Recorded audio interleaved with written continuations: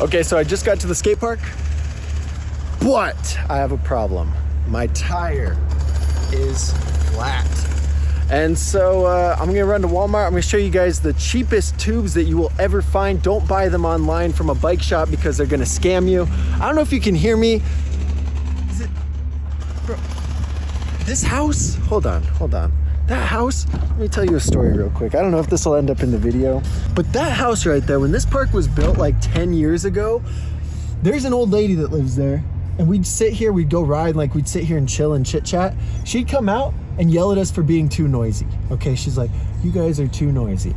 They're over there with a jackhammer right now. I can't even make a freaking video. Jesus Christ. Anyway, we're gonna go to Walmart right now and get some tubes, so let's go. Okay, so in the bike section at Walmart, we got 20-inch bicycle tubes, and they're only $13 for 4. Okay, $13 for 4 tubes, or $7 for one of these. And it says, you know, 1.75 inch to 2.25 inch. This is it, super value pack. That comes out to what, $3 a tube, $3.50 a tube. Right here for these, it's like half the price of those. Half the price of those. This is the way to go. Good price, good deal. 4 tubes for 13 bucks versus $5 for one of those. Like, this is a crazy deal. And so I'm gonna go buy these, and then we're gonna get back to the park.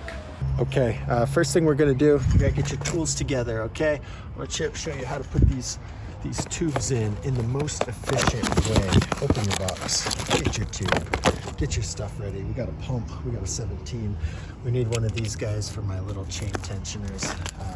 I'm gonna open the tube. Okay, you got the tube out, okay? Got the tube, and then you just gotta put a little bit of air in it, not too much. You just put a little bit of air in it so that so it turns into a circle. I put the valve cap in my mouth when I'm doing this, just because, no specific reason. I usually don't put the valve cap on the bike. We got the tube a little bit inflated. All right, now we gotta take the back wheel off. Tension the fan after this, because this should be a simple process. Pop the back wheel off, change the tube, but it's not with the chain tensioners. You gotta find the Allen key, you gotta loosen them. It's annoying. Loosen it as much as you can.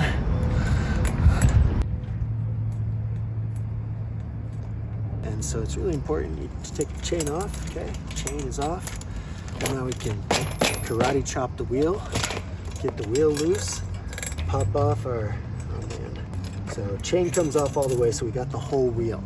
Now what some people are gonna tell you, so they're gonna tell you, oh, just pull off half the tire. Okay, just pull off half the tire and take the tube out this way. That's stupid. It takes 5 more seconds to just pull the whole tire off, and it's gonna save you, like, it saves you more time. It takes 5 seconds to pull the tire off. Rip the tube out, throw it on the ground, and then feel for stickers. So I run my fingers around like this. So that's good and bad. Like, why did my tube go flat? You can check your tube if you want, or you can just like assume something happened. And I know that's not very helpful. Then I always check and make sure my nipples aren't poking out. Like, this one looks like it's getting there. It's about to pop through the rim strip. I don't know why. Tightened it too much. I'm not a wheel truing wizard, but anyway, everything looks good, I guess, from what I can tell. Now we got our freshly inflated tube, and here's what you do. You just put it in the tire. It's so much quicker than trying to feed it through the tire and then pop it through the valve hole. Go grab right here. You just grab onto this, find your valve hole right here, and then you just poke it through, all right? Just like that, very simple. Part of the tire's on, and now you just work your way around the tire, popping it over the rim. This is such a simple thing, okay? So, taking one side off is just silly, because look how quickly that tire's on. Now I will say, I don't know if you can see me, I will say caveat that some tires, like Maxxis Grifters, some tires are very tough to get over the rim. Momentum's perfect. And so anyway, that's why I'm like, yo, it's way quicker. Just take the whole thing off, put the whole thing on. It's quick and easy. Okay, tires over the rim. We're gonna inflate it. And there's a couple things you need to know when you're inflating. make sure that your tire is seated properly. And so I'm gonna pump it up to about 20, and then I'll show you what to do next.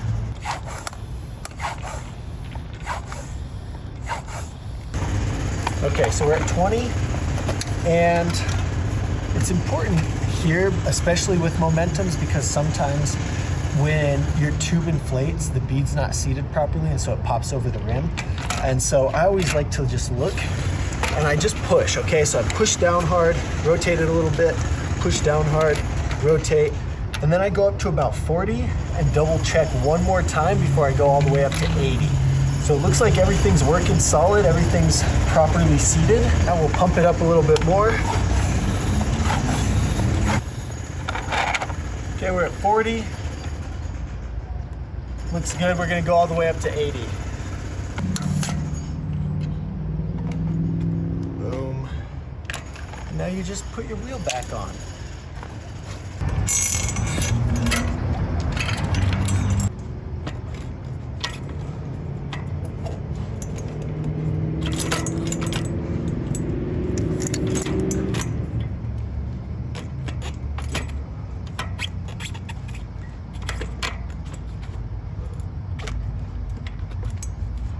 I know I talk badly about the chain tensioners, but they are handy because, you know, you can just set it up and get your chain tightness perfect without having to be like the Hulk and go while you're trying to put your wheel on. That was always the most frustrating thing, is like being the Hulk, just to try and keep your back wheel from slipping while you're tightening it.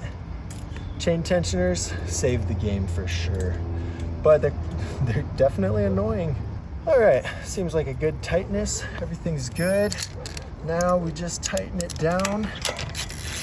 If you have chain tensioners, it doesn't matter which side you tighten it, but if you don't have a chain tensioner, typically I pull it, I tighten this side just till it's snug, tighten the other side till it's snug, and then come back to the drive side and really crank it down. Some of you guys might have issues with your wheel turning like this when you tighten it, and if that's the case, snug it on the drive side or the side that you're having the issue with first, and then crank it down, and that makes a big difference, because when you crank it, you see your bolt spinning or your peg spinning. Typically it grips onto the frame and it rolls itself up, causing that shift. And so if you snug it first on both sides, the wheel's not able to do that because it's nice and snug. Okay, so there we go. We got the old tube is out, the new tube is in. We're ready to go ride. The sun's about to set, but we're gonna have a little session, so